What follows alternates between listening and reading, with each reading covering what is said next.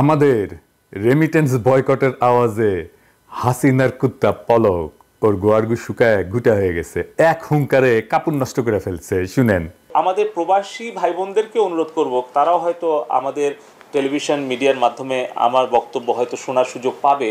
তারা রেমিটেন্সটা পাঠাবে, তাদের রেমিটেন্সটা অর্থ পাঠানোর যেন ব্যাংকে কোনো সমস্যা না হয়, তার জন্যই কিন্তু আমরা আমাদের ব্যাংকিং এবং যে কমার্শিয়াল যে এরিয়াগুলো আছে এগুলোকে প্রাধান্য দিচ্ছি। ফলে আমরা দিচ্ছি ধরেন ব্যাংক পাড়া, আমাদের কূটনৈতিক পাড়া, আমাদের বাণিজ্যিক এলাকা এবং মিডিয়া এলাকা। সো এই ধরনের কর্মকাণ্ড কিন্তু পরিকল্পিতভাবে করা হচ্ছে আমাদের প্রবাসী কর্মী ভাই বোনদের বিরুদ্ধে, ষড়যন্ত্র হচ্ছে। শুধু আওয়াজ দিছি তাতেই এই অবস্থা, তাইলে শুরু করলে কি হবে বুঝেন? শুরু করে দেন, পলক শেখ মুজিবকে ছাইরা আপনারা আব্বু ডাকবে। এবার আসেন আর্মির প্রসঙ্গ। আপনারা যারা আমার ভিডিও দেখেন তারা দেখছেন যে আমি আর্মি সম্পর্কে একটা খুব সফট অবস্থান নিতাম, ডরে না করলে পিনাকি কোথা তালা ছাড়া আর কাউরে ডরায় না, বরং আর্মি আমারে ডরাইতে পারে। আমি আর্মির প্রতি কেন সফট ছিলাম তার কারণ আমি ব্যাখ্যা করছি আপনাদের মনে আছে কিনা জানি না। এই যে এই ভিডিওতে ওই যে 12 ফিল্ড আর্টিলারির এক সৈনিক মালিক ভাইয়ের গল্প বলছিলাম। এর আগে আমি অনেককে দেখছি যে আমার ঘনিষ্ঠ প্রিয়জনদেরকেও আর্মি নিয়ে আমি কিছু কইলে কিছু লিখলে ফেসবুকে রাগ করতে দেখছি আমার সাথে।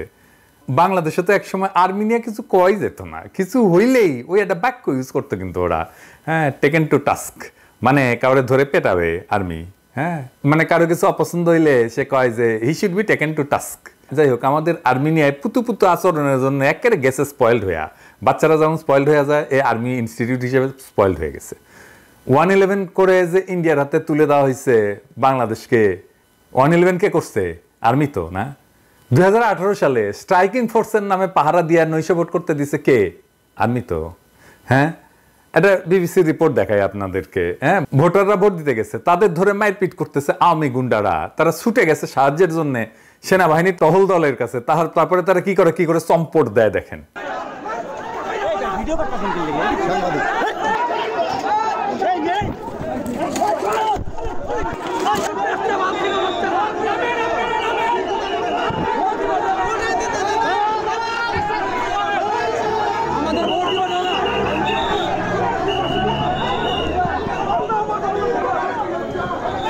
তো এরা তাইলে কি জন্য নামছে মাঠে? কি জন্য নামছে?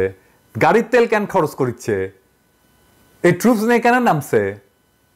ওই ঘটনা, ওইটা দেখার পরে এই সেনাবাহিনীর উপরে মানুষের রেসপেক্ট, ভালোবাসা সব গেছে, 50% চলে গেছে। আর এখন এইবার বাকিটা গেছে। হ্যাঁ, আমরা আরো ভালো করে যাওয়ার ব্যবস্থা করে দেবো। তো লজ্জা লাগে না ভাই জান আপনাদের? ইলেকশনের আগে সে কি রোয়া ভ্যান করবো, ত্যান করবো। হ্যাঁ, আপনারা ভোট দিতে আসেন, অমুক করেন তমুক করেন।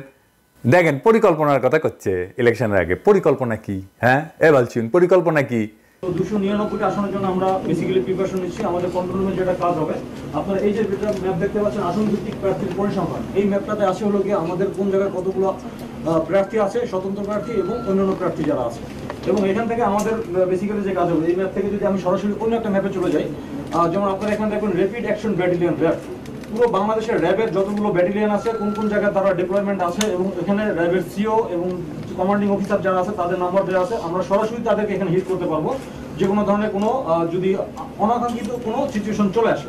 তো বীর জাফর আলী খান সেনাবাহিনী ভূমিকা পালন করছি, পাথরের মতো নিশ্চুপ দাঁড়ায় থেকে। আবার দেখেন, এই যে কারফিউ দিতে নামে এই কি কয় বালছুন।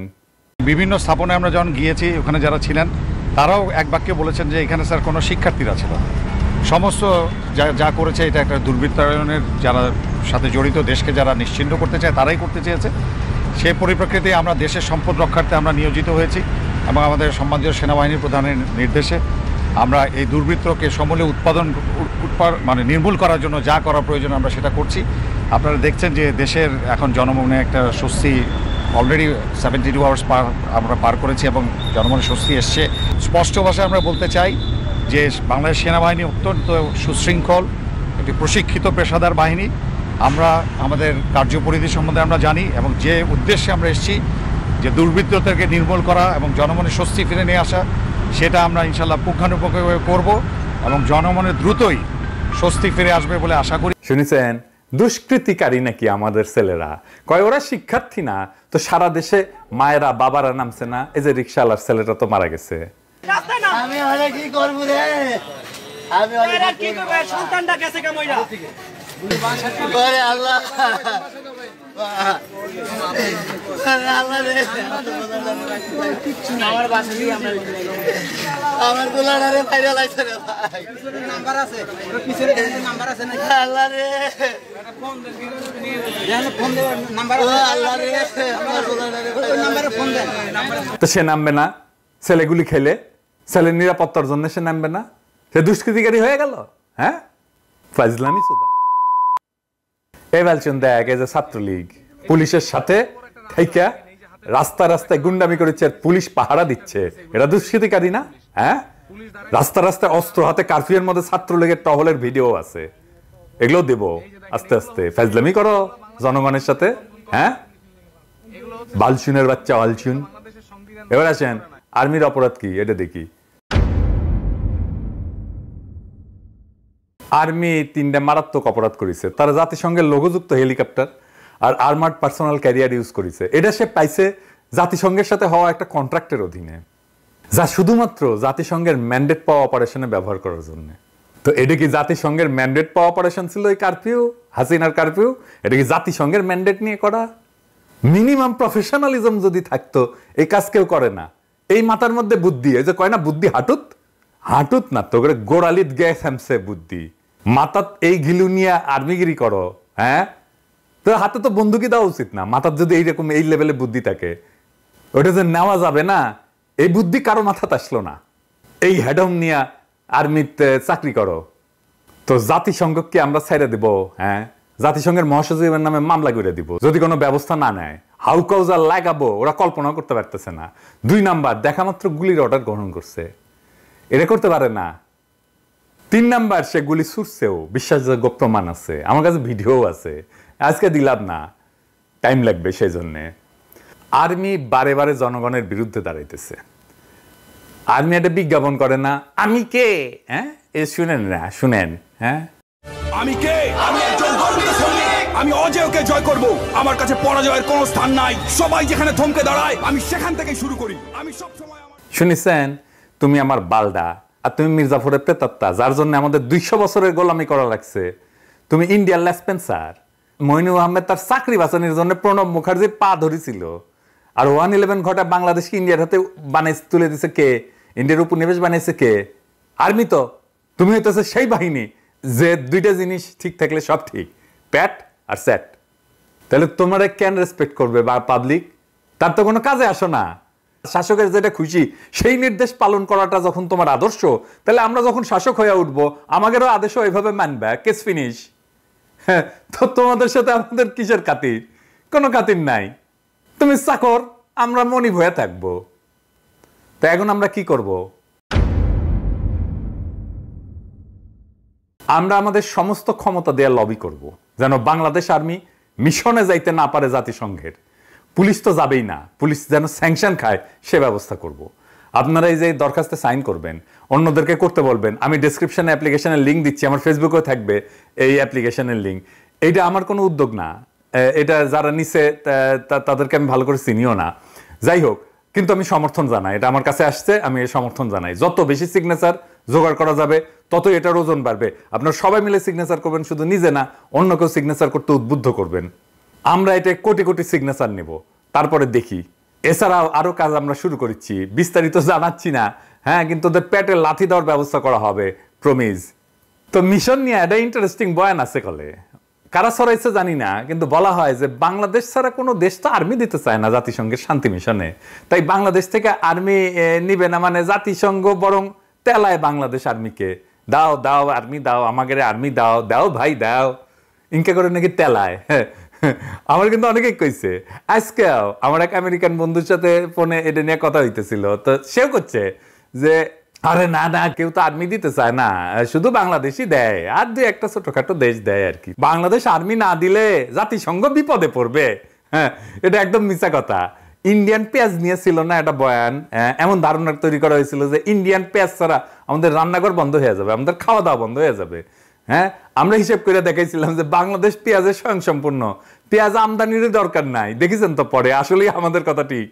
শান্তি মিশনে অনেক দেশ সৈন্য পাঠায়, সবচেয়ে বেশি পাঠায় নেপাল, বাংলাদেশ তৃতীয় কন্ট্রিবিউটর, এটা ইউএনের নিজস্ব হিসাব। এছাড়া রুয়ান্ডা আছে, ইথিওপিয়া আছে যারা বেশি পাঠায়, অনেক বেশি পাঠায়। কিছু বাংলাদেশের চেয়ে বেশি পাঠায়, কিছু বাংলাদেশের সমান পাঠায়। ইন্ডিয়া আছে, পাকিস্তান আছে, প্রায় বাংলাদেশের সমান পাঠায় সেনা। বাংলাদেশ থেকে যদি নাও নেয় সেনা, জাতিসংঘের কোনো অসুবিধা হবে না, বিন্দু মাত্র অসুবিধা হবে না। হিউম্যান রাইটস ভায়োলেটার, মানবাধিকার লঙ্ঘনকারী শান্তি মিশনে যাবে না, এটা সোজা চাপ। সে প্লেন অ্যান্ড সিম্পল। দুনিয়াতে আমাদের সাপোর্ট করার মতো রাজনৈতিক দল অনেক আছে, অনেকের সাথে আমাদের যোগাযোগ তৈরি হয়ে গেছে এর মধ্যেই। আগে শুধু তো হিউম্যান রাইটস অর্গানাইজেশনগুলোর সাথে ছিল, এখন মিডিয়ার সাথে সম্পর্ক দাঁড়িয়েছে। তারা জানে বাংলাদেশে কি গণহত্যা হয়েছে, আর এই গণহত্যার রক্ত বাংলাদেশের সেনাবাহিনীর হাতে লাগা আছে। এই ক্যাম্পেইন চলবে সারা দুনিয়ায়। আর একটা কথা কয়ে দিই, প্রিয় সেনাবাহিনী, হ্যাঁ আপনাকে বাংলাদেশ মুক্ত করার জন্য যদি একটা মুক্তি বাহিনী গড়ে ওঠে, ফাইট কইরা তাদের বীরত্বের সঙ্গে টিকতে পারবেন না। হ্যাঁ, ও কুকি চিনের সাথে পারেন না, আর এই উদ্দীপ্ত তারুণ্যের সাথে আপনি কেমনে পারবেন? খুব কাছে মায়ানমারের উদাহরণ কিন্তু আছে। হাসিনা যদি ক্ষমতায় টিকে থাকে তাহলে বাংলাদেশ ওইদিকে যাবে, লিখে রাখতে পারেন। এইবার আসেন একটা ফেসবুক স্ট্যাটাস দিয়ে এপিসোড শেষ করি। আমি জানি না আমি পুরোটা ঠিক মতো পড়তে পারবো কিনা, কারণ এইটা এত মুভিং, এত এত ইমোশনাল, এটা আমি যতবার পড়তে গেছি পুরোটা আমি পড়তে পারিনি। তারপরেও আপনাদের সাথে আমি শেয়ার করি। এটা একটা বোন লিখছে তার ভাইকে নিয়ে। আসেন আমরা শুনি। ছবির ছেলেটা আমার ভাই, আমাদের দুই বোনের একমাত্র আদরের ভাই। আমরা ওকে কি পরিমাণ ভালোবাসি এটা হয়তো কখনো আর তাকে বলাই হবে না, সুযোগ করি। যেদিন প্রথম আম্মু তাকে আনে বাসায়, এসেই সে আমাদের দুই বোনের গায়ে সসম্মানে হিসু করে ভালোবাসার জানান দেয়। আমাদের ছোট্ট বাবুটাকে আমরা টুনা ডাকতাম, ভালোবাসার ডাক আর কি। ছোট্ট টুনা বড় হয়ে বড় টুনা হইল, কিন্তু টুনাই রয়ে গেল, আমাদের কাছে সৈকত হতে পারলো না। কি রাগ তার! আমাকে বন্ধুদের সামনে টুনা ডাকবে না তো সেবন্তী আপু? 11ই সেপ্টেম্বরে তার 20 বছর হওয়ার কথা ছিল। জন্মদিনের কয়েকদিন আগে থেকেই গান গাওয়া শুরু করত। সেবন্তী আপু, কি কেক বানাবা তুমি? কত হাসি খুশি ছিলাম আমরা।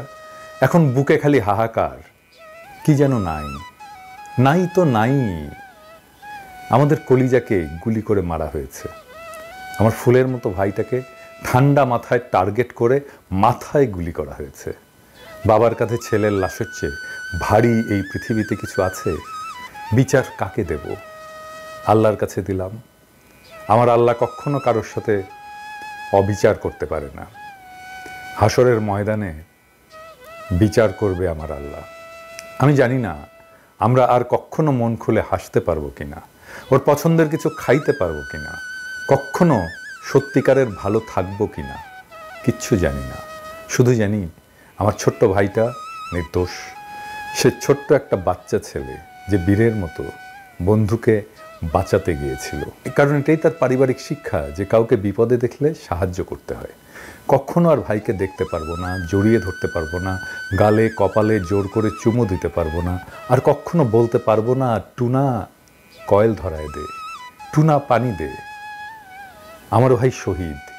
শুক্রবার দিন দুপুর 3:37 আমার ভাইয়ের মাথায় গুলি করা হয়েছে। মুসলমানদের জন্য শুক্রবারের মৃত্যু হচ্ছে স্বপ্ন, আর তার উপরে মহররম মাস। জান্নাতে সবুজ পাখি হয়ে ঘুরে বেড়াচ্ছে আমার ছোট্ট বাচ্চাটা। আমরাও অপেক্ষায় আছি কবে পাখির সাথে দেখা হবে আবার। বিশেষ দ্রষ্টব্য, সবাইকে জানাতে চাই আমার ভাই শহীদ, ও নিষ্পাপ। সবাইকে জানাতে চাই সে কখনো কারো ক্ষতি করেনি। মোহাম্মদপুর স্কুলের ছাত্র, কি নিষ্পাপ ছেলেটা। মেয়েটা একটা ভিডিও দিয়েছিল কয়েকদিন আগে, লিখেছিল বেরু করতে যাই। ছেলেটার শেষ ভিডিও। এমন হাজারো গল্প আসবে আমরা জানি। আমাদের সন্তানদের যারা এইভাবে হত্যা করেছে তাদের ক্ষমা নাই, কেউ থাকুক আর না থাকুক। আমি একা ধারায় ওদের জান কালা কালা করে দেব, এটা দেশবাসীর কাছে আমার শপথ। শেখ হাসিনার এই বর্বর শাসনের অবসানের আগে আমরাও জিরাবো না। ইনকিলাব জিন্দাবাদ।